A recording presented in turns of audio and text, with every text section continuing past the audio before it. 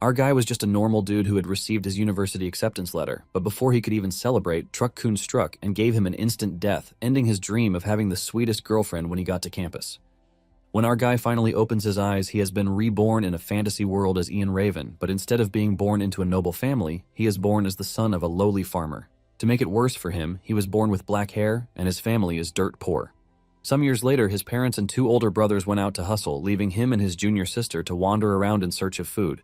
However, kids of his age usually stay away from him because of his black hair, and Ian is left groaning in frustration as to why he has to be reborn into such a trashy situation. Suddenly, a status window appears before him, and just as he is about to get his hopes up that something good is going to come out of it, the system crushes his hope, telling him that he is a nobody. However, Ian isn't entirely surprised since he wasn't expecting something great in the first place.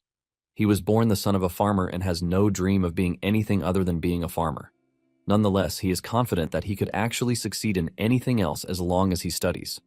This leaves him wondering if there is anywhere in the world that would take him in. After feeding his sister a bunch of roasted fish, he suggests that they go get dessert. They step into the woods where his sister starts munching on wild berries. She's enjoying herself when a scary beast appears in the distance. Before they could even move, the beast descended on them, and it turned out to be a giant bear. It roars at them, scaring them to their bones, but Ian grabs his sister and holds her close to try to protect her. Just as the beast is about to hurt them, a magical fire appears from behind, taking down the bear in one shot. Ian stares in curiosity as a lady in glasses appears on the scene, talking about how she might have gone a little overboard. The lady offers her greetings, asking Ian if she is in the Feldenberg territory. Ian confirms this, and the lady introduces herself, revealing that she is Eridus, a wandering mage. Ian is shocked when he hears this, since he knows mages to be powerful beings who appear on the battlefield wielding elegant skills and immense destructive power. Ian is left wondering why someone like this has come to a trash village like his. Eridus then reveals that she is looking for a black-haired kid who lives in the town. Since she is standing in front of one at the moment, she wants to know if there are any other black-haired boys besides Ian. Ian replies that he is the only black-haired boy in the territory, and Eridus concludes that she has the right person. Ian is shocked to hear this, as he doesn't even know what Eridus is talking about. Apparently, Eridus's master, the space-time mage, had told her to go to the territory to find the black-haired boy to make him her disciple, promising that good things would happen to her if she did.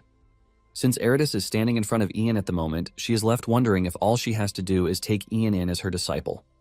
A lot is also going through Ian's head, like how mages are dangerous, but he believes that Eridus is quite kind. In addition, she was able to take down the bear in one hit, which shows how powerful she is. Just then, Ian asks Eridus about the magic she used earlier, and Eridus could see that Ian is actually curious to know about magic. Ian tells her that he's always believed that magic is scary, but seeing it with his own eyes makes him believe that it is quite amazing. Eridus then tells Ian that there is nothing special about it, assuring him that he can easily handle it if he learns. In fact, she lets Ian know that anyone can learn magic, and Ian is surprised to hear this.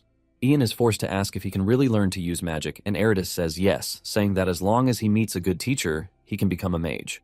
Upon hearing this, Ian's dream flashes before his eyes, and the moment Eridus asks him if he would like to become her disciple, he wastes no time accepting the offer because his life is about to change. After getting permission from Ian's parents and the territory's lord, Eridus takes Ian away.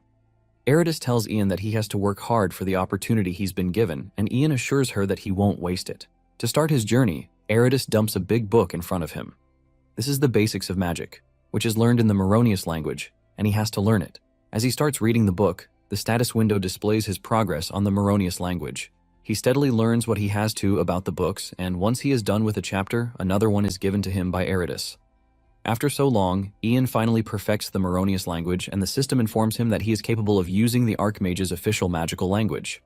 It basically took him 7 years to be able to do this, and Eridus tells him that this concludes his classroom studies, which means that they have to move on to the next step. The next thing Eridus does is to drop Ian from a high place, and as he falls, he screams in fear, asking his master if he is not moving way too fast with him. He reminds Eridus that all he's learned in the past couple of years is the Meronius language.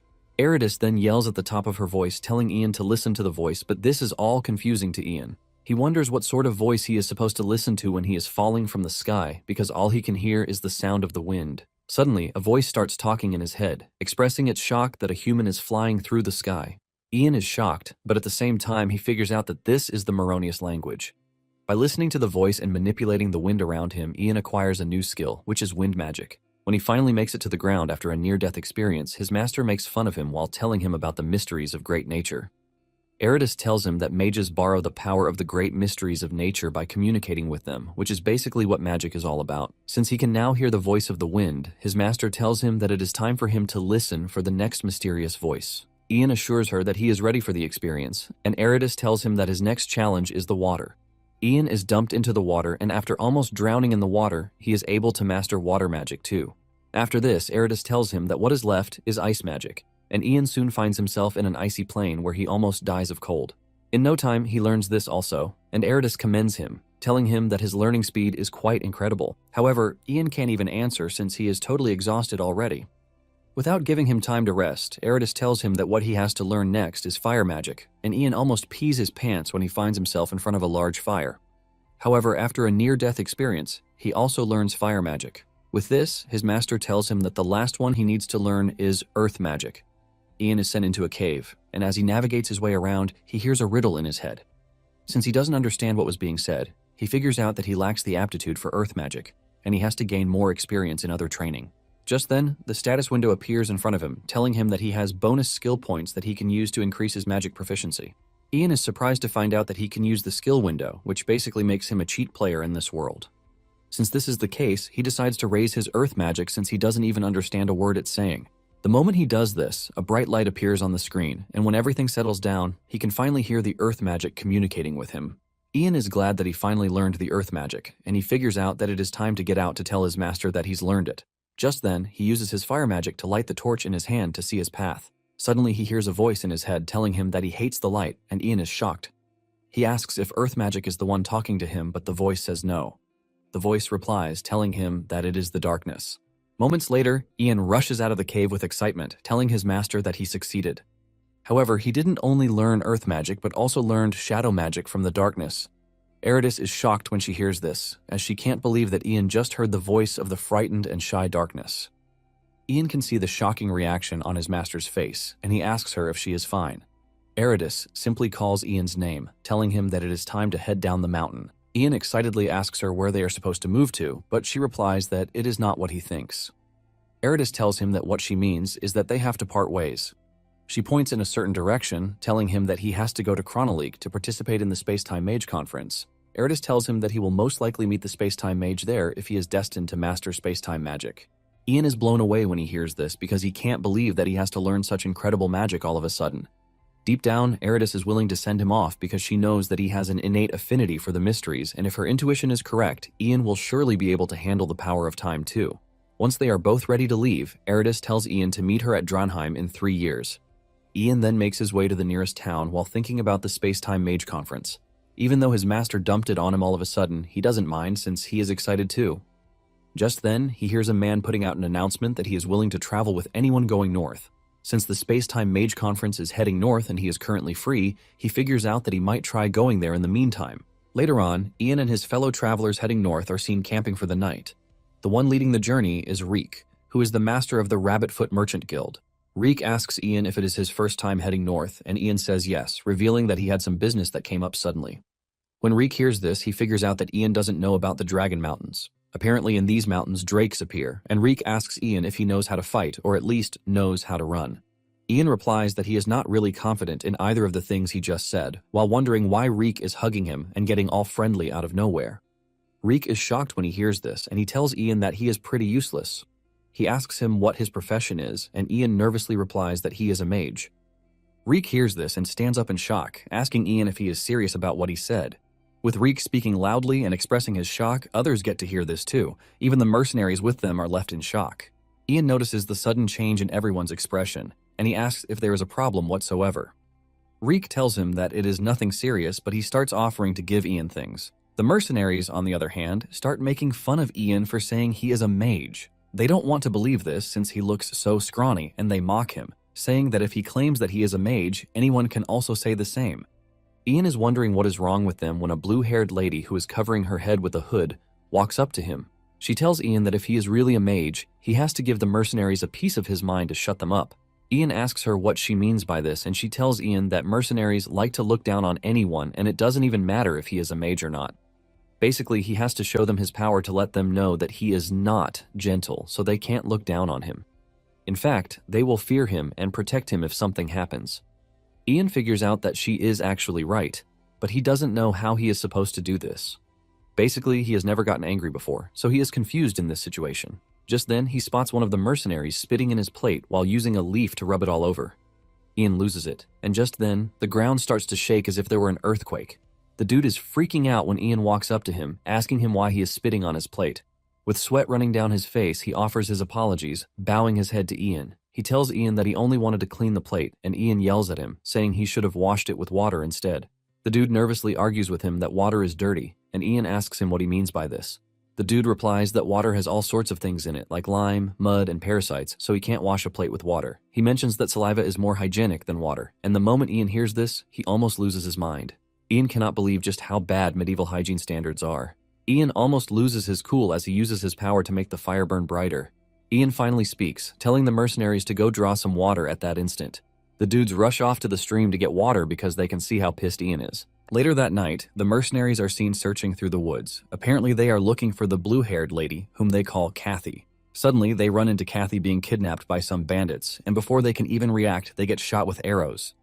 The mercenaries whip out their weapons, ready to fight the bandits, and in no time, a fierce battle ensues between them. The bandit leader, who is carrying Kathy, suddenly gets bitten by her, forcing him to drop her on the ground. Kathy picks herself up and dashes off away from the scene while the two groups are fighting each other. The bandit leader informs his underlings that their target has escaped, and he orders them to catch her. Meanwhile, Ian is having a peaceful sleep back in his tent when the darkness wakes him, warning him of the impending danger. Reek then rushes into the tent, telling him that something bad is happening. Meanwhile, the bandits have overwhelmed the mercenaries, cutting them down without mercy. Kathy finds herself hiding behind a tree, and she is scared that she is going to get caught if something doesn't happen at this rate. Suddenly, one of the bandits finds her where she is hiding, and he points his sword at her, screaming at her to get up if she doesn't want to lose her arms. Kathy freaks out because at this point, there is no way out for her. The dude is about to harm her when he is suddenly sent flying into the distance. Kathy turns around to see who saved her, and it turns out to be Ian. Ian confidently tells her to follow him, and the rest of the travelers quickly join in.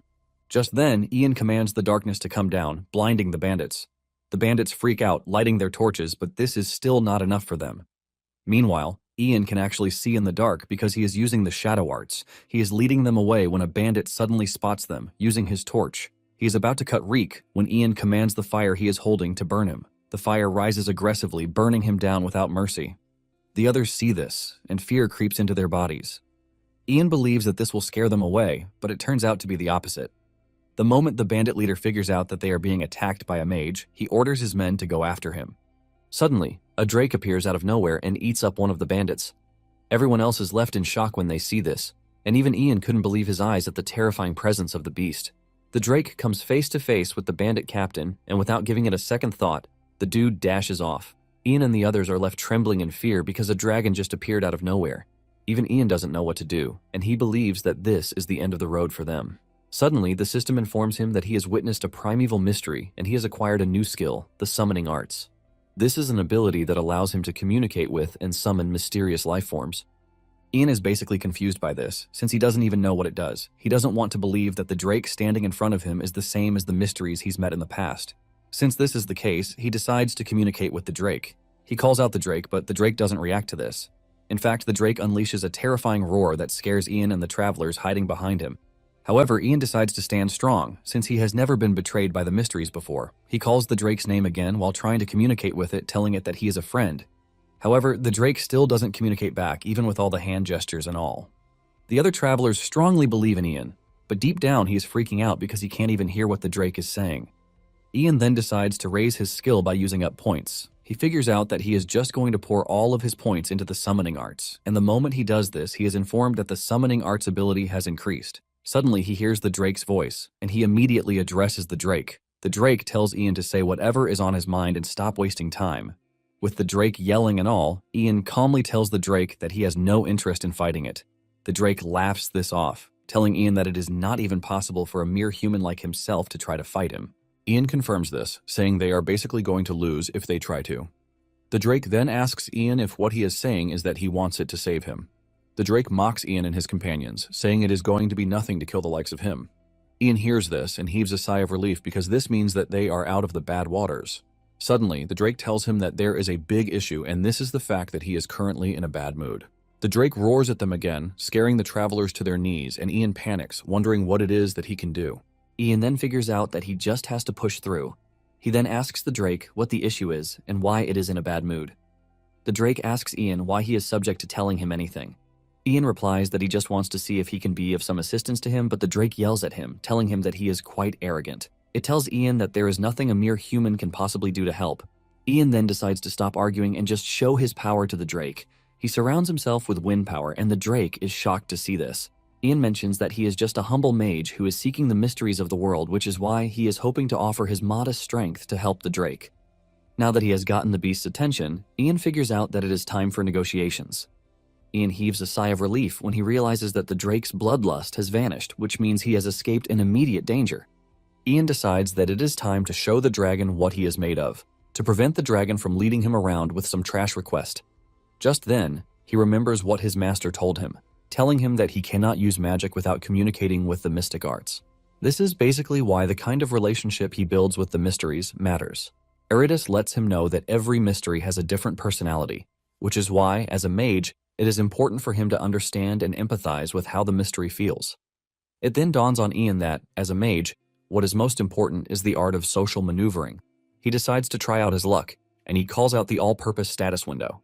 Ian spots the expert summoning techniques, which are exactly what he needs. He goes through it, and what he finds shocks him. He learns that he is supposed to give the drake alcohol, and the larger the body, the stronger the drink should be. After he is done giving it alcohol, he is supposed to suck up to the drake as much as he can. Ian cannot believe that this is what he is supposed to do, which is the complete opposite of his character. He then decides to win the drake's heart first, hoping that if he does this, a breakthrough will present itself. Ian then tells the drake that he has a present for it, asking if it is okay to present the gift.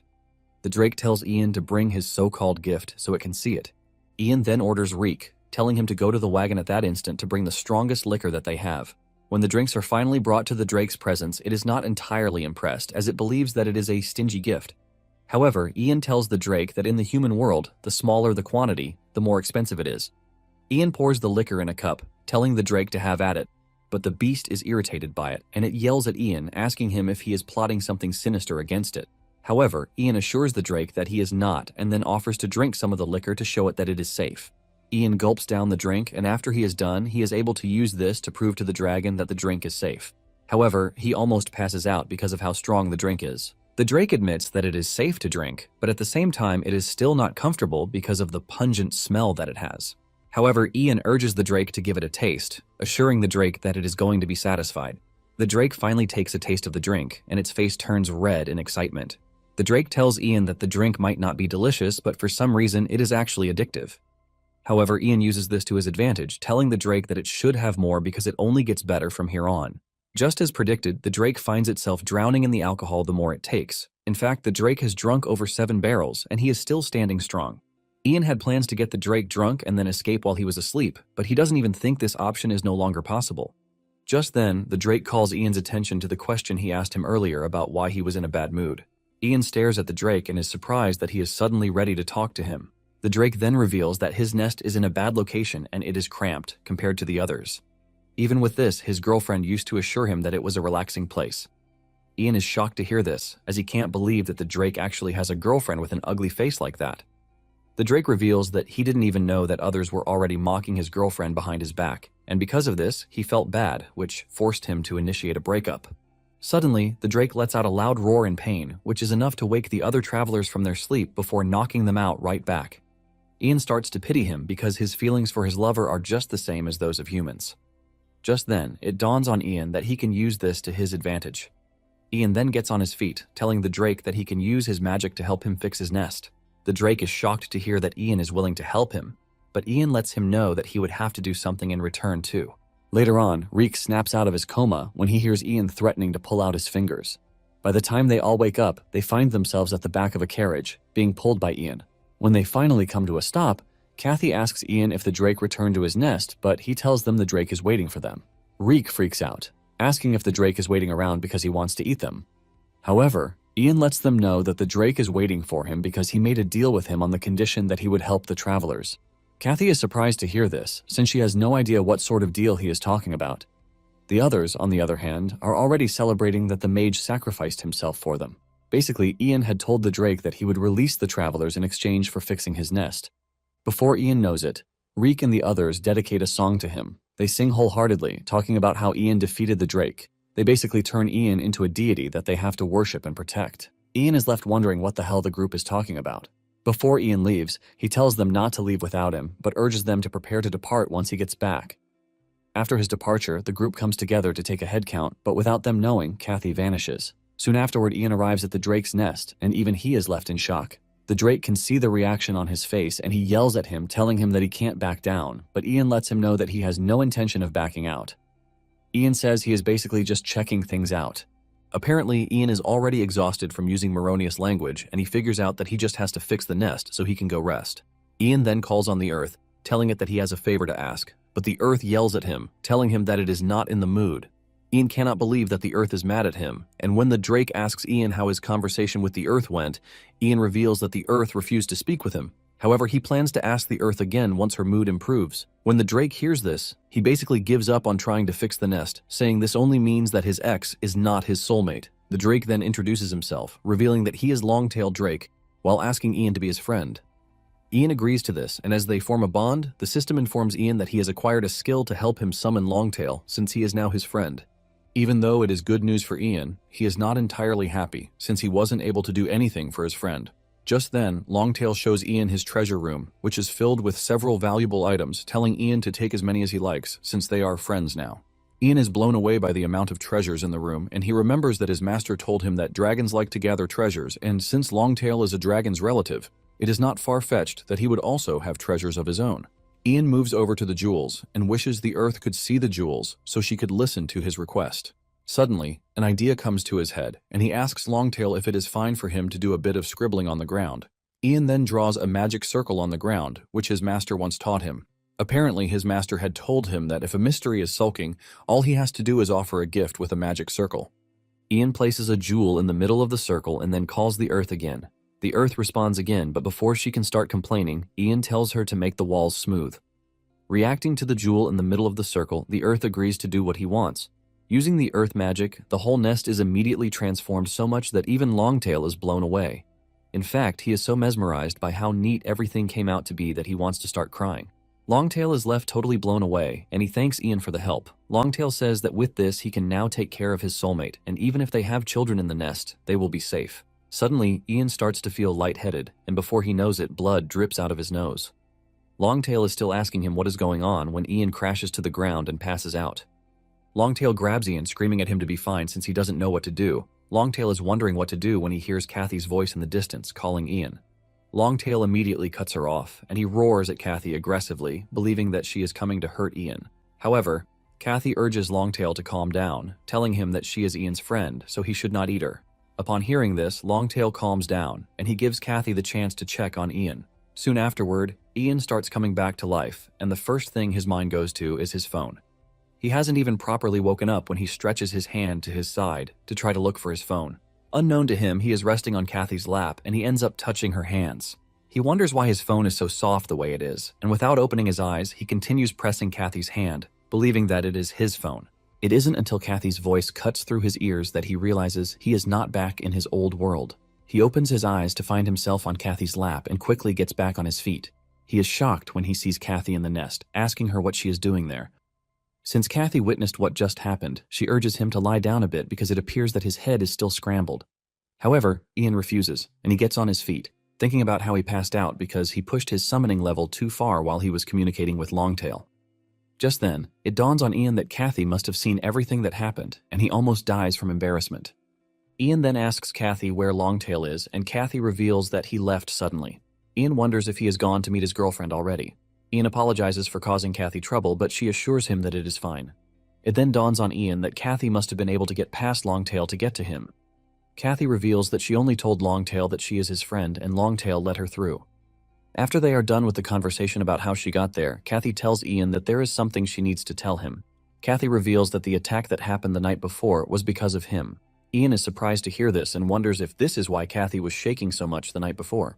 Ian then asks Kathy if she is in league with the bandits who attacked them, but Kathy says no, asking what part of her looks like she is a freaking bandit. Ian defends his claim, saying her face gave her away because it is the normal thing in fantasy stories that a beautiful lady is the leader. Kathy then decides to tell Ian a secret that he obviously doesn't know, which is the fact that she is not Kathy. Ian is not entirely surprised when he hears this, and he is expecting her to finish her statement by saying she is the princess of the country. Kathy continues by saying her real name is Lucy of the Tarian family. Lucy reveals that the bandits were after her because they were sent by her fiancé to kidnap her. Ian hears this and concludes that it is a lover's quarrel, but the moment Lucy sees the reaction on his face, she tells him that it is not what he thinks. Lucy mentions that she planned to go far away so her fiancé will not be able to find her. However, after what happened the night before, she has lost confidence in escaping alone. Because of this, she asks Ian to help her escape. Ian urges her to calm down because he wants to know why she is running away. He asks her if her fiancé did something bad. She mentions that the Tarian family is a barony family that rules over the Fianlep region, but because they lack enough knights to serve them, they are always exposed to danger from external enemies. With the trajectory that the family is going, they realize they would be destroyed by territorial wars. To prevent this, the Tarian family betrothed her to a knight who was a former mercenary captain. Since he was the captain of the most influential mercenary group at the time, the external forces targeting their family had reduced. Initially, everything seemed to be fine, and even her fiancé appeared to be satisfied with the status of being a son-in-law to a baron. In the end, he began to abuse the power he gained through his position, and he started creating a harem while treating Lucy like a fool. After her parents couldn't handle it anymore, they demanded that the engagement be broken. However, things took a dark turn when the dude poisoned her parents. Ian is shocked when he hears this. Lucy mentions that the dude knows that if the engagement is broken, he would lose the power he had obtained, which is why he poisoned her parents and silenced the servants. Upon hearing this, Ian realizes that they are dealing with a scumbag. Lucy mentions that the dude might act almighty all he wants, but without getting married to her, he is just a regular commoner. He basically can't inherit the family's fortune either. Lucy reveals that this was why she escaped with the help of a servant, since she was prepared to die rather than marry the dude. However, it is obvious that he would continue chasing her to make sure that the marriage works. Because of this, Lucy has no choice but to beg Ian to help her escape safely. After hearing everything, Ian realizes that it is quite a serious situation, and he can see why it would be hard to do alone. With everything that is going on, Ian realizes that the whole matter is a bit complicated. Ian cannot just wrap his head around the mindset of those in power during medieval times. With tears in her eyes, Lucy assures Ian, while placing her honor on the Tarian name. Ian asks Lucy why she chose him and also wants to know what she would do if he betrayed her. Lucy replies that this dude is a scumbag, and even if he sold her out to him, he will just give him a few silver coins. She, on the other hand, can give him everything he wants, and Ian asks her what she means by everything. Lucy lets him know that she can even give him the Tarian family if he wishes. Ian thinks about this and figures out that he could even marry Lucy, since she is offering to give him everything. For someone like him, who was the son of a farmer, to marry a noble would be an incredible opportunity. However, if it comes to this, he wonders what would come about his career as a mage. At the same time, he knows that living as a noble and engaging in politics isn't a bad life, but since he was born into a fantasy world, he believes that it would be better if he devotes himself to mastering magic. He figures out that by helping Lucy, he should be able to gain experience as a mage. In addition, he can even earn travel expenses, but at the moment, he just has to drive off the pursuers and leave the rest to fate.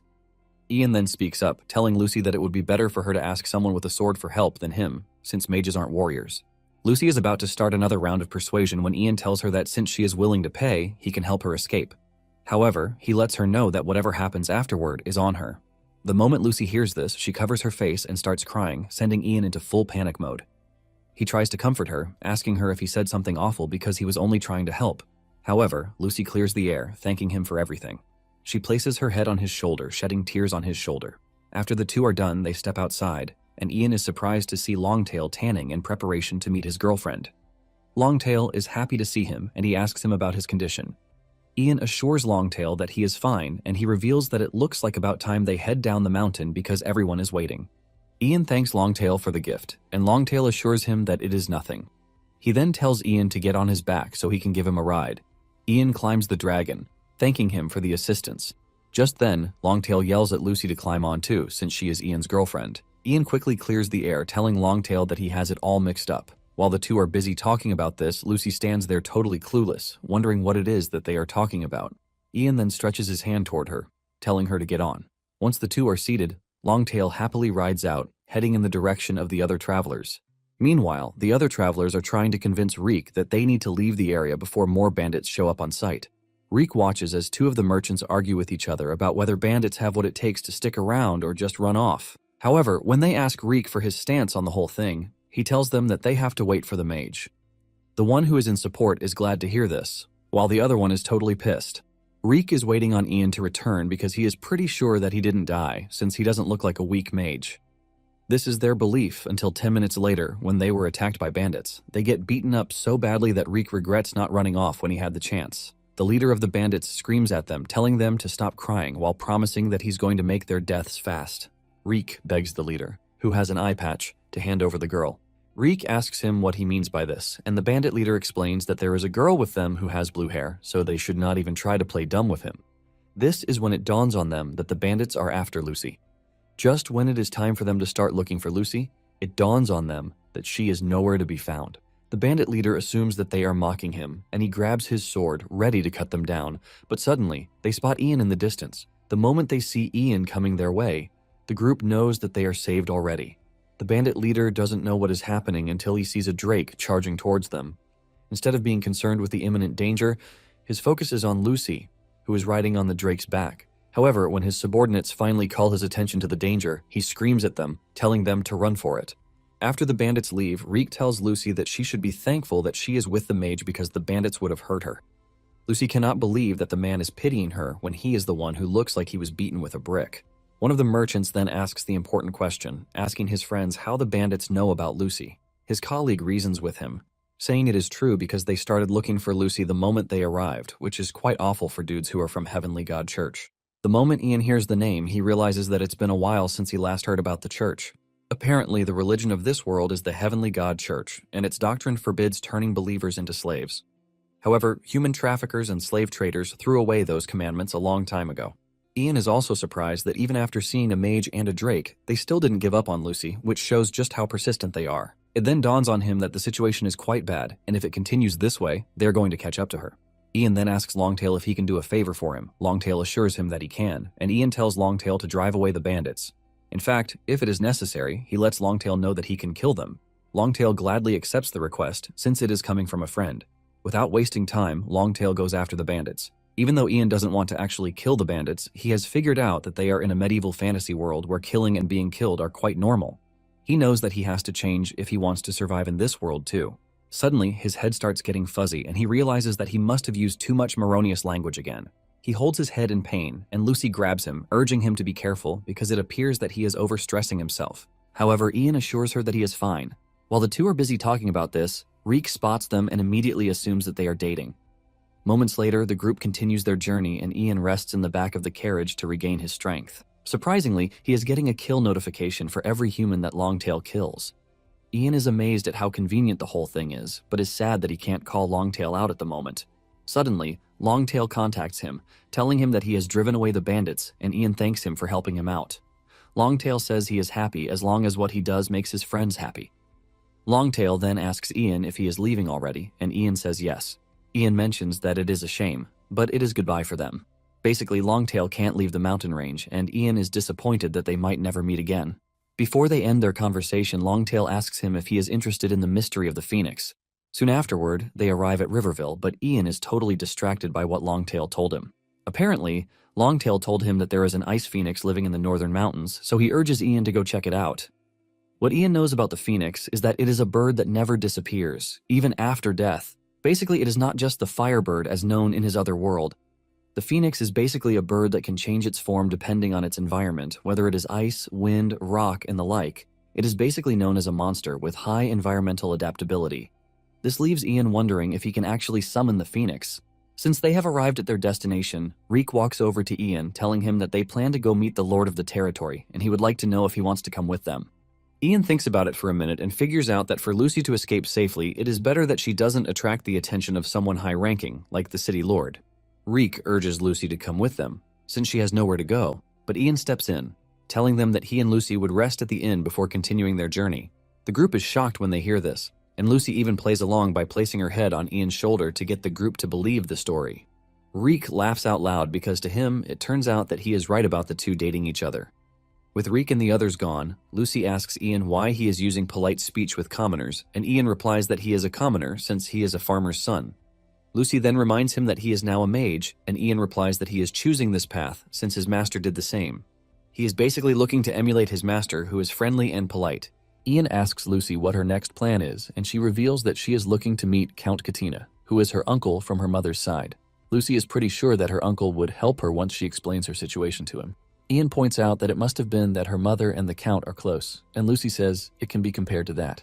However, Lucy's reluctance tells Ian that the uncle might not even be the best choice. He then asks Lucy if there is anyone else besides her uncle that she can trust, and Lucy yells at him, asking him if he is seriously doubting her uncle. Lucy claims that her uncle is the most trustworthy person in the world. Ian is shocked to see her defending her uncle so much, and he concludes that her uncle is a really good person. Lucy says her uncle is much better than someone she doesn't know at all because everyone else would probably try to marry her. Lucy then shifts gears into another direction, saying she would not mind if someone like Ian proposed to her. However, Ian lets her know that their contract comes to an end the moment they meet Count Katina. Lucy scolds him, telling him that he is being harsh since a noble is offering to marry him. Ian piles on the misery, telling her that there are loads of women out there aside from her. This hurts her feelings, and she walks off in anger while telling Ian that he is basically the worst. Shortly afterward, they arrive at the inn, and Ian informs the attendant that he would like to stay a few nights. In addition, he would like to use the bath, and he hands the attendant a pouch full of gold coins while asking if it will be enough. With a smile on her face, she assures Ian that it is more than enough while informing him that she is going to prepare a room for him immediately. The attendant then asks Ian if Lucy will be taking her bath too, and Lucy yells out in embarrassment, saying no. Ian asks her if she is rejecting the offer because she thinks the water is also going to get dirty, and Lucy says this is just part of it. Lucy asks him if she really has to say it out loud for him, and Ian just stares at her in total confusion since he has no idea what she is even talking about. Ian finally understands where the problem is. He finds out that the bath is in the open, and he quickly tells Lucy that she doesn't have to come with him, saying he is going to go in the bath alone. Just then, Ian notices that a bunch of suspicious men are in the room, and they are all staring at Lucy. He quickly orders her to put on her robe. Instead of doing what she is told, she is still arguing with him for using her real name, but Ian just forces her to put on the robe to cover her face while telling her she is annoying. However, the suspicious guys have already gotten a good look at her face, and they are all looking to have a taste of her. The dudes are already discussing among themselves, talking about how beautiful Lucy is. They even compare her beauty to that of an angel, and they believe that she is vulnerable since she has just one scrawny dude with her. They plan to snatch her up so that they can have some fun with her, and since it appears that Ian and Lucy won't stay long, the group figures out that they have to kidnap her that very day. Meanwhile, Reek is meeting with the city lord Baron Kaltz concerning business in the city. Kaltz urges Reek not to cause any trouble, and Reek assures him that he won't. Just then, Reek remembers that from what he heard, he can spend time in the castle if he gets on the Baron's good side. It immediately dawns on him that he can actually tell the lord about Ian to get on his good side. Reek then tells Kaltz that there is something he would like to tell him, and the Lord asks him what it is. Reek starts by saying it is supposed to be a secret, but because of his respect for the Lord, he couldn't keep quiet. Reek then reveals that during his travels, he encountered a mage, and the mage defeated the bad guys to save them. Reek talks about Ian like some sort of deity, but this gets Kaltz worried. Reek continues by telling Kaltz that Ian is currently staying at the inn in the town. Kaltz freaks out, asking Reek what it is that he is trying to say. Basically, Kaltz is worried that if the mage throws a tantrum and unleashes a drake on the territory, it is going to end in chaos. In fact, the whole region could get wiped out. To make it worse, there is already a group of absolute maniacs who are currently residing in town, and they are the Holy Santiago Knights. These knights are a group who have taken up arms out of the desire to serve God. They are basically monks and martial artists. However, rather than fighting wars, they hunt for demons and monsters, and they proclaim themselves the protectors of humanity. Kaltz is worried that hell is going to let loose if the mage and the knights are to cross paths. In panic, Kaltz calls on his commander, telling him to give Reek a room, adding that he should also summon the Santiago Knights to the castle. Apparently, in his head, he believes that the knights would be easier to reason with than a crazy mage. Back at the inn, Ian and Lucy are having their meal when Ian offers to go prepare the bathwater since it appears that the attendant is really busy. Ian tells Lucy to go upstairs immediately after she finishes her food. Unknown to them, the suspicious men already have their eyes on Lucy. After she is done eating, she takes the stairs, heading to her room, but she is suddenly approached by the suspicious men. They approach her in a cool way to make sure she doesn't suspect anything, and they tell Lucy that Ian, who is her companion, is the one who hired them. The dude flashes off a gold coin, saying Ian asked them to bring her to the docks. Lucy is surprised to hear this, since she thought Ian was taking his bath. The bad guy then tells Lucy that there was some kind of incident right as he went to the backyard to bathe. Lucy freaks out because she believes that the bandits have tracked her down to the town. Scared about the whole situation, Lucy doesn't hesitate before following the dude. As they rush through the back, she suddenly spots Ian preparing the bathwater across the fence. Lucy is shocked to see this, but before she can even do anything, they put a sack over her. She starts screaming in the sack, calling Ian's name. Ian hears her voice, but before he can even do anything, one of the bad guys rushes over to attack him. Ian dodges the strike, causing the dude to trip and crash to the ground. Ian figures out that the dudes are not from Lucy's fiancé. By the time he gets up to try to chase down the bad guys, one of them blocks his path. Ian angrily attacks the dude with wind magic, but he has a limit to what he can do since he is still exhausted from the magic he's used. Ian then decides to find the mystery that is currently willing to lend a hand, and the darkness offers to help. Without hesitation, Ian calls down darkness on the dudes, freaking them out. With him being the only one who can see the situation, he arms himself with a stick and starts beating the dudes so hard. While the dude is screaming for help, Ian suddenly spots some dudes coming in the distance, and he figures out that the dude called for backup. The darkness soon vanishes, and Ian yells at the bad guy, asking him where they took Lucy. Suddenly, a knife flies past Ian's head, hitting the board behind him. Ian looks forward and sees a bunch of stern-looking men walking towards him, led by a scary old man, asking him if he was the one who summoned the darkness that they just witnessed. It turns out that the group is the feared Santiago Knights. Ian confidently replies that he is the one who summoned the darkness.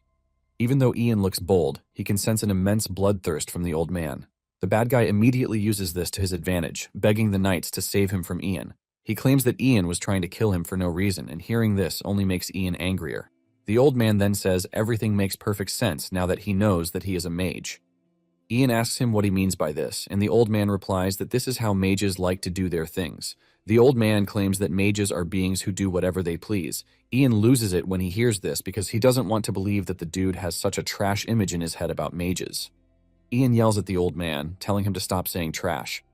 Ian mentions that the bad guy was the one who attacked him first, and he doesn't even see any reason why he would start beating someone up for no reason. Before Ian knows it, he realizes that he has crashed out on the group, and he becomes worried because he is going to be in danger if the old man starts swinging his sword. Surprisingly, the old man tells Ian that he appears to be a skilled mage because of how he speaks. Basically, having a foul mouth in this world is proof of high skill. One of the knights then cuts in, saying Ian might be skilled, but this doesn't mean he should have used evil magic. Ian asks him what he means by evil magic, and he replies that obscuring the surroundings with darkness is evil because it implies hiding from the sun, the eye of the heavens. The dude claims that hiding in the darkness is a despicable act. Ian is shocked to hear that they are claiming that darkness is despicable because it rejects the sun. Ian immediately figures out that they are believers of the Heavenly God Church because of how they speak. Ian decides to educate them, asking them if it is not the providence of the heavens that day and night can coexist. He asks them why darkness exists if the Divine One only dwells in the light. The moment they hear this, they become mute. And Ian continues, yelling at them, saying he didn't create darkness because it existed, because the divine being wanted it to exist. Thanks to how angry Ian is, his scream almost renders the big guy, who is asking him dumb questions, deaf. This leaves the knights to come together to talk about what Ian just said.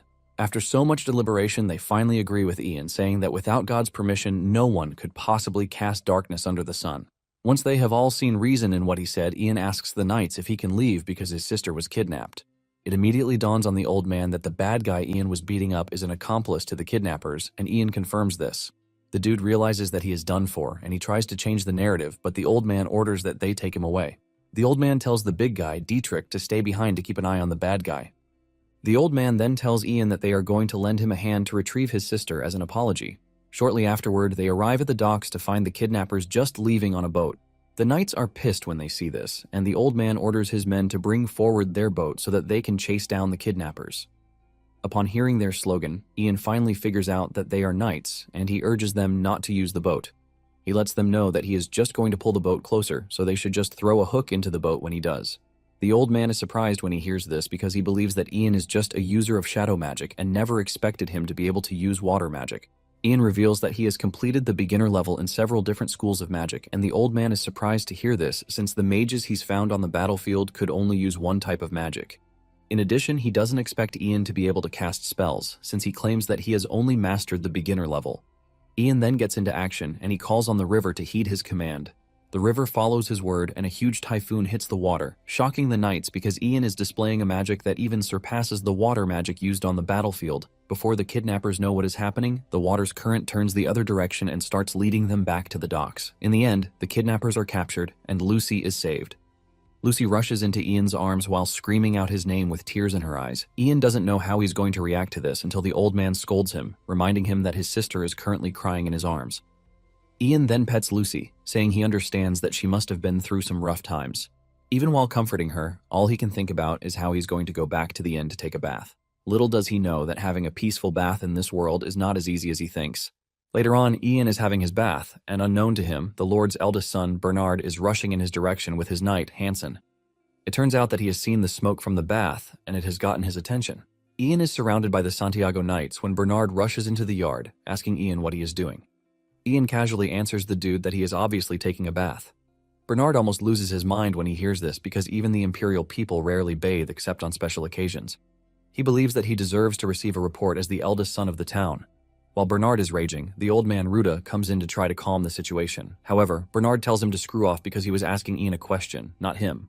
Ruda then tells Bernard to calm down because Ian is actually a mage. Instead of backing down, Bernard proceeds to do something unusual, and he tells Ian to get out of the bath to greet him personally. Ian is not surprised because in this world, there is a noble culture called mage baiting. It is a procedure where a noble provokes a mage just to confirm their power. A mage who responds to this calmly is considered to be a weak mage, but a mage who crashes out is considered truly powerful. The moment Ian figures out that Bernard is trying to mage bait him, he decides to play the game, and he refuses Bernard's instruction to step out of the bath. Bernard loses his mind when he hears this, and he yells at Ian, asking him if he is seriously refusing him. Ian calmly asks him why he should answer him, and Bernard tells Hansen to drag Ian out of the bath. Since Bernard is still putting on an act, Ian decides to take things even more seriously. He stands up in the bath and displays a scary magic power that puts fear in Bernard and Hansen. Bernard quickly begs Ian, telling him to stop because he has finally seen enough of his power. Ian smiles because he is pretty sure that something like this would make Bernard back down. However, Bernard crashes to the ground and starts crying like a baby, leaving Ian to wonder if he went too far. At this point, he is already scared that the Lord might even execute him. The following day, Ian is summoned to the castle, and instead of Colt executing Ian, he actually apologizes for the trouble his son caused him. Colt then asks about Lucy, and Ian reveals that she is at the inn. Ian doesn't see any reason why he should unnecessarily show Lucy's face, which is why he left her at the inn for Ruda and the others to watch over her. Colt then asks Ian for his master's name, and he reveals that it is Eridus. It appears that Colt knows who she is, and he asks if she is headed south. Ian confirms this, saying this is where the Magic University is located. Colt is surprised to hear that she didn't head toward the Duchy of Palgar or the Duchy of Roxlan. Ian asks him what he means by this, and he replies that things have been tense as of late. Apparently, the Duchy of Palgar is targeting Roxlan, which means that there might be a war. Colt then asks Ian if he is also heading south, but Ian lets him know that he is heading east in search of mysteries. Since this is the case, the man offers to give Ian a gift. Ian is surprised, and he wonders what the gift might be. Moments later, a big chest is brought forward, and Ian asks Colt what is inside it. He tells him to open it, and Ian opens the box to check it out. Ian is blown away when he opens the box to find out that it is a staff. Colt mentions that it is a staff that was once used by a certain aeromancer, and it is called Windwalker. Ian is impressed by the name, and he grabs the staff to check it out. The staff that has a red orb in the middle of the arc looks pretty cool in Ian's hands, and Colt confirms this. Ian smiles because the situation appears like he just got a mage's starter item. Colt tells Ian that it is an expression of his gratitude for forgiving his son's rudeness. He asks Ian if he likes it, and Ian assures him that he does, thanking the dude for the staff. When Ian returns to the inn, he is met with another case of emergency, as claimed by Lucy. Ruda takes Ian to a birdcage where a crow is being held. He explains that a hunter caught the crow that morning and was about to eat it, but Lucy stopped the hunter. Lucy mentions that she saved the crow because Ian's last name is Raven, and since crows and ravens are relatives, she thinks it would be cool. She is so sure that Ian would love the gift, but Ian breaks her heart, telling the hunter to go ahead and eat the crow, while apologizing for the trouble that Lucy caused. Ian scolds Lucy, reminding her that he is the mage in the situation and doesn't even understand what she is talking about. The hunter rushes over to the cage, thanking Ian for clearing the air as he is now ready to grill the crow. Ian is about to leave the room when he hears the crow's voice speaking to him, begging Ian to save him. Ian immediately rushes back, telling the hunter to calm down. Ian then communicates with the crow, asking it what it is, and the crow only urges Ian to save it. However, Ian yells at it, telling it to answer the question, but Ian soon realizes that the crow doesn't even understand Maronius's language, which means that there is a possibility that it lacks mystery. The only thing the crow keeps saying is to beg Ian to spare it, and Ian is forced to tell it to shut up, assuring it that he is going to help it. The crow continues yelling for help, forcing Ian to scream at it. The crow immediately goes quiet, and Ian realizes that the crow might not understand human language, but it can actually read the room. The hunter is surprised when he realizes that Ian is actually communicating with the crow, and Ian reveals that the crow wants to be saved. Ian then tells the hunter to leave the crow with him in the meantime. And this gladdens Lucy's heart because her wish finally came through. Ruta commends Lucy, saying this basically means that she can see mystery too. Lucy rides the wave, saying she has never studied magic, but it appears that she has talent for it. Later on, Ian wraps a bandage around the crow's broken wing so it can heal. Lucy asks Ian what he plans to do with the crow. She wants to know if he is going to hand it back over to the hunters, but Ian knows he can't do this, since the hunters will just eat it. Just then, the crow climbs onto his arm and it speaks to Ian, urging him not to abandon it because the people in the area are pretty scary. Seeing how troubled the crow is, Ian places the crow on his shoulder. Lucy asks Ian if he is currently communicating with the crow, and he says yes, but he wants to believe that this is just a temporary situation until the crow fully heals. Lucy brightens up and says that they have to give the crow a name. She immediately suggests that they name it Obsidian because it has beautiful black eyes. However, Ian argues that this is too long, so he suggests that they shorten it to Oberon. The crow appears to like the name as it spreads its wings on Ian's shoulder, and Ian is surprised that it actually likes the name. Just then, Lucy tells Ian what she's been thinking. She suggests that they travel with Ruta and the other knights. Lucy believes that it is actually better than traveling alone, and Ian realizes that this is actually a good suggestion because it would not be easy for bandits to easily attack them. However, it is going to be a problem if they are not heading the same way as them. Ian is thinking about this when Ruta enters the room, asking Ian what he is thinking about. Ruta lets Ian know that he might be a mage, but traveling alone with a woman is quite dangerous. Ruta suggests that they make a deal, and reveals that they are currently on their way to capture a monster that appeared in Baron Katina's territory. Ian asks him about the monster, and he mentions that it is a manticore. A manticore is a notorious beast known for its cruelty and enjoyment for killing. Ian then asks Ruta if he is suggesting that they capture the manticore together, but Ruta says no, revealing that he doesn't want Ian in danger. However, if he is willing to help, they are not going to stop him. Ian takes a minute to think about it and tells Ruta that he is not interested, but Ruta grabs him, urging him to hear him out first. Ruta says what they need from him isn't hunting, and he reveals that they are a knight order formed by a monastic group of the Heavenly God Church. When they made plans to go and capture the manticore, the priests in the Count's territory forcibly requested help from a mage. Ruta figures out that they are offended and they want Ian to smooth things out with the mage. Basically, what a mage says is going to carry more weight than what a knight says. Ian thinks about it and realizes that it is not really a bad deal, and if he just calms down the sulking mage, they're going to get themselves a knight escort. Ian then agrees to the deal, and in no time, the group sets out on the journey. Traveling with the Knight Order was comfortable for Ian because the members of the Knight Order were all good people. It was completely stress-free, but there was something to complain about. Any opportunity that the knights get, they are always asking him to study the Holy Scriptures with them. Ian is always saying no, but they are pretty relentless.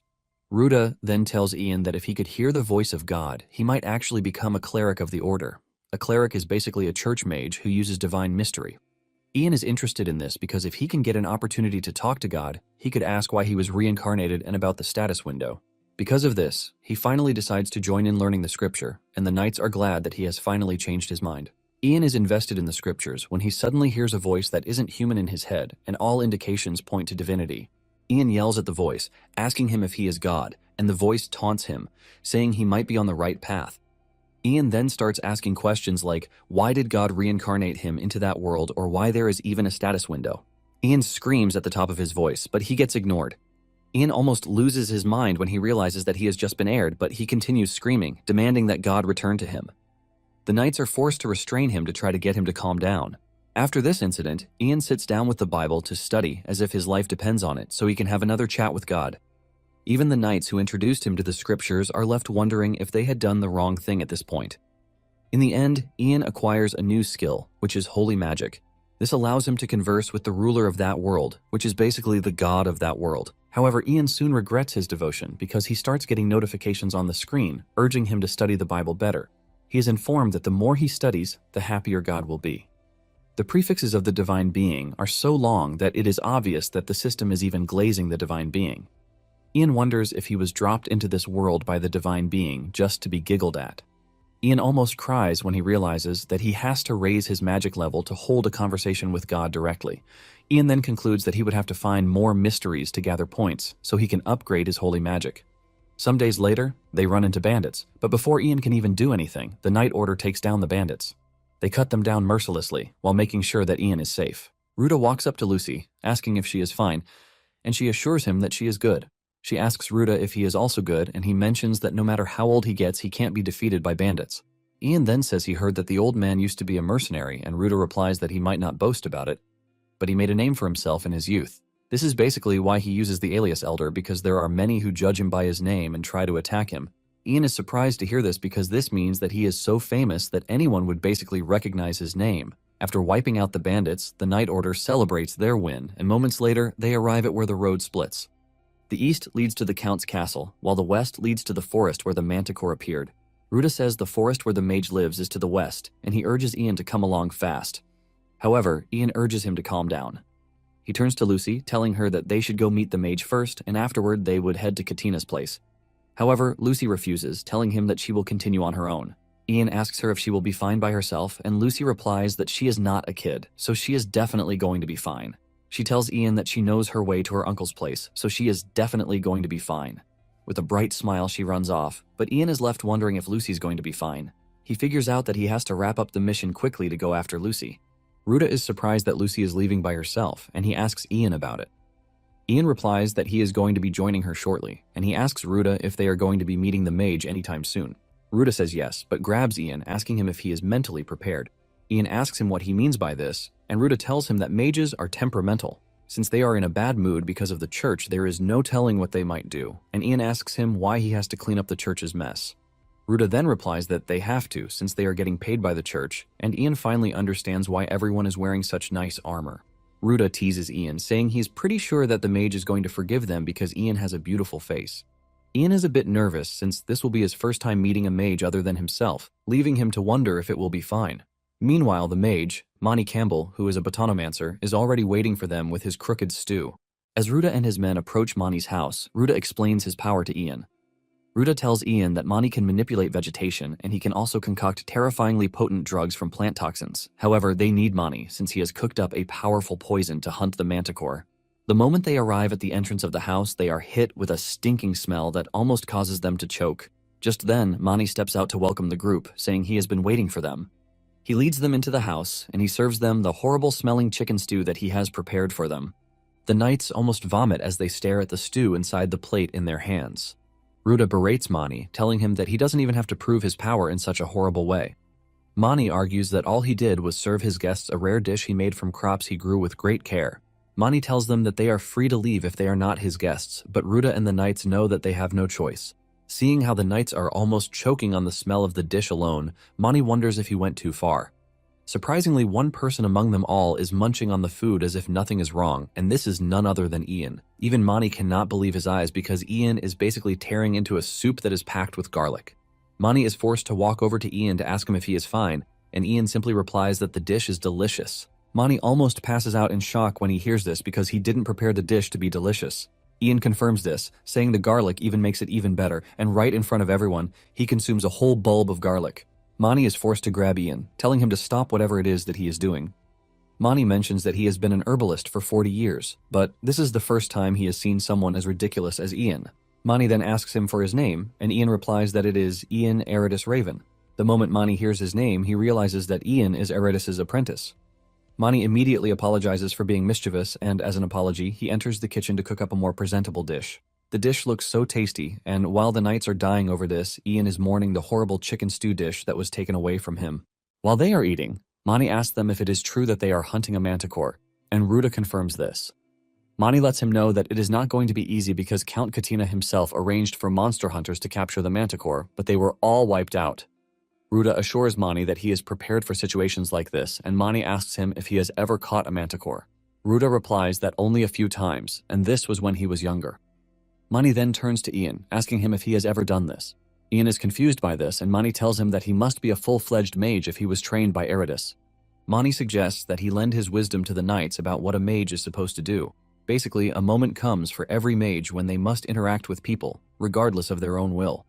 Eridus had told Ian that he must never take such a moment lightly. Ian knows that he doesn't have to go out of his way to catch the manticore, but if he refuses the proposal, bad rumors might spread at the Mage Gathering. The Mage Gathering is an organization formed by mages, led by the Magic University, to ensure proper use of mystery. Ian knows that if something like this happens, he won't have the effrontery to even face his master. In addition, he might not be able to seek help from other mages when he needs it. After looking at how everything is going to play out, Ian realizes that he has no choice, and he tells the knights that he is going to accompany them. The next day, the team heads into the forest on the Manticore mission. Ian can sense a strange tension in the air and can only hope that Lucy is fine. Moments later, Oberon yells at Ian, telling him that he has found the Manticore. Ruta asks Ian what the issue is, and Ian tells him that Oberon just informed him of the direction they are supposed to take to track down the Manticore. Ruta is blown away by this, and he admits that it is an insane ability. Apparently, Ian had made Oberon get used to human speech while it was sitting on his shoulder. He was able to teach Oberon in no time thanks to his magic skills. Just then, Ian asks Ruta something important. He wants to know if he can persuade a Manticore, since it is also a monster. Ruta doesn't have an answer to this, but Mani cuts in, saying a Manticore isn't the kind of creature one can talk to. Ian cracks down on Mani, asking him what he knows about summoning magic. Mani defends himself, saying he knows what a mystery is. Mani then tells Ian that he is even going to report him to Eridus even if he manages to persuade the Manticore. Ian cannot believe that instead of praising him, he is going to tell his master. Suddenly, one of the knights calls their attention to the distance, telling them that the Manticore is standing right in front of them. They look forward and realize that the Manticore is looking their way, and Ruta tells the mages not to leave his side. Ruta reveals that he's already applied poison to all their weapons, and this is a poison that was specially developed by Mani. Ruta then orders his men to fire at the Manticore, which they immediately do. To their dismay, the arrows bounce off the Manticore's tough skin, leaving the knights confused about what to do. Ruta tells his men to attack again, but the Manticore laughs at them before stepping out of the dark to face them. The laugh is so evil that even Ian becomes seriously worried. With the Manticore now standing in front of them, they realize that they don't even have time to apply the poison properly. Just then, Ian screams at the top of his voice to get the Manticore to notice him, and Mani is surprised that Ian actually did it. Once the Manticore turns to Ian, it expresses its shock that a human dared to address it, which is quite rare. Ian then urges the Manticore to stay calm while saying he is glad that he can actually understand him. Ian introduces himself, but suddenly the Manticore mocks him, telling him to screw off. It even insults him, telling him to eat shit, and Ian yells at the Manticore, asking it what its problem is. Surprisingly, the Manticore reacts well to this, saying this is what it wants. It asks Ian what he wants, and Ian lets it know that he wants the skin of its head. The Manticore laughs out loud, commending Ian for being an honest one.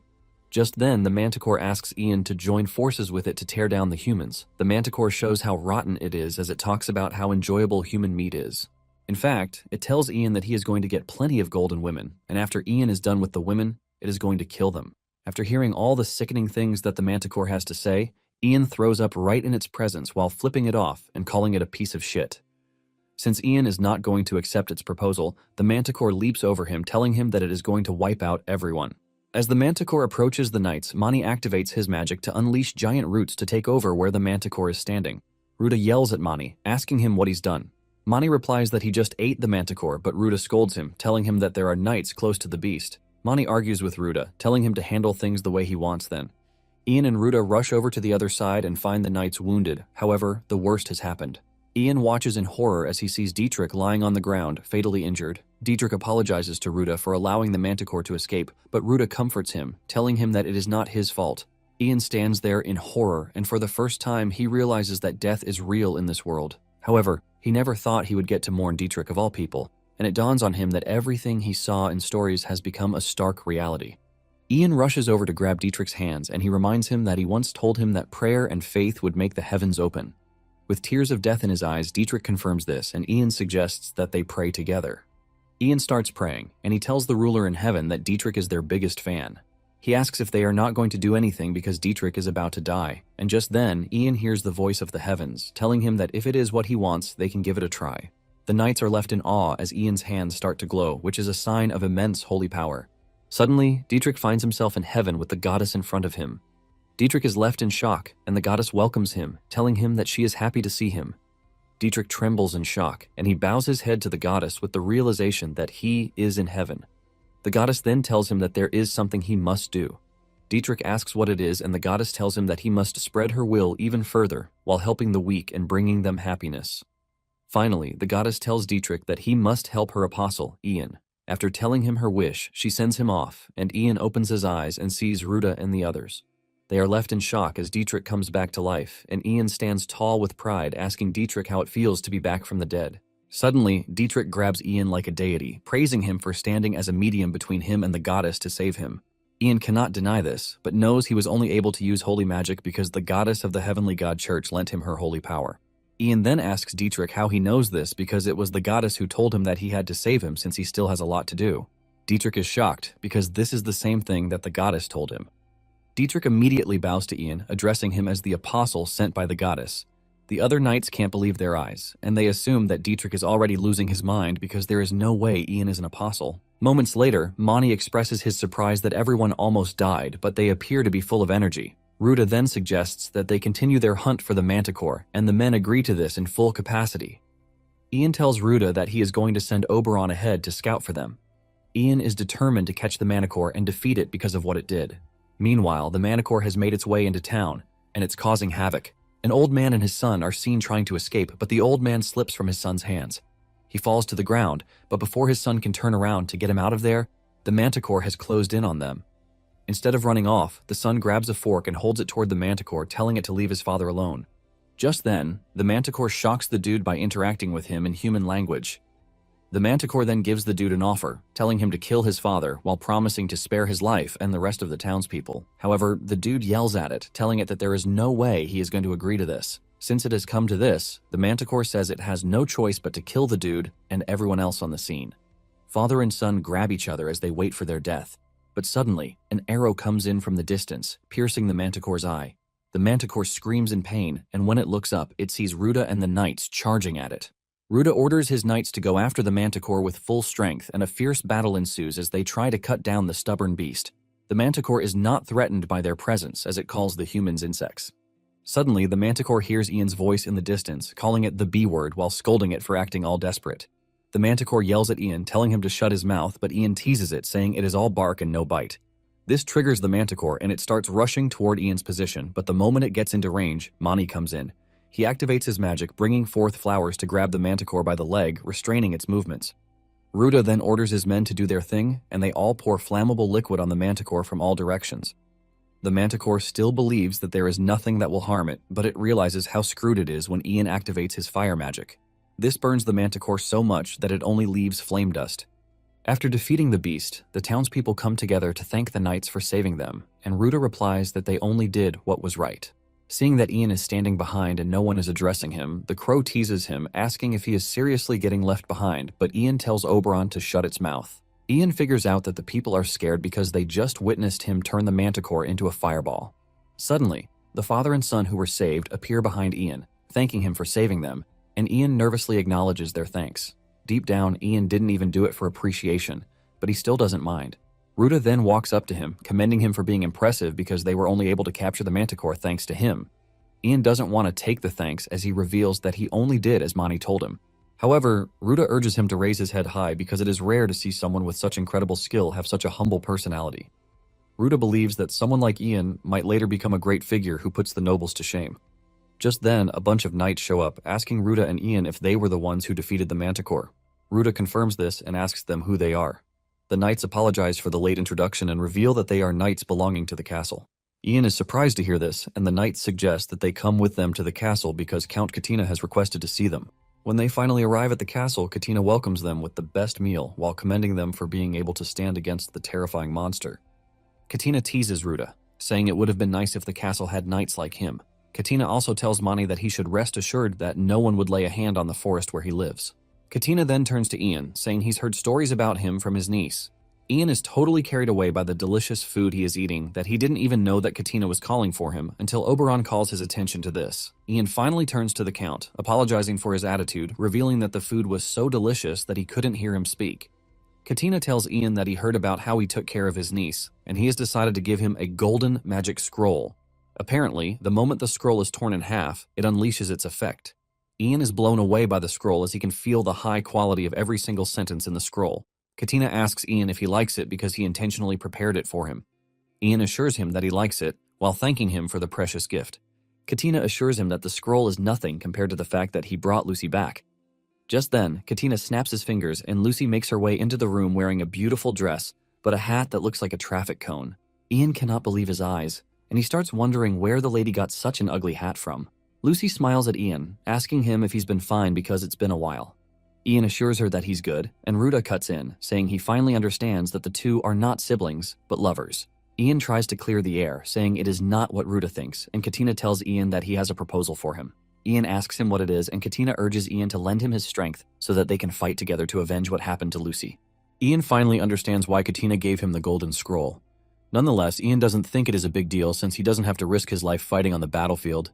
He can basically just provide moderate support with magic as he did with the Manticore, and if things go well, he might get double the rewards from both Katina and Lucy. In every way, Ian doesn't see it as a bad deal, and he tells the Count that if they need his help, he's willing to give it. 3 days later, Ruta prepares to leave, and Lucy thanks him for everything that he did.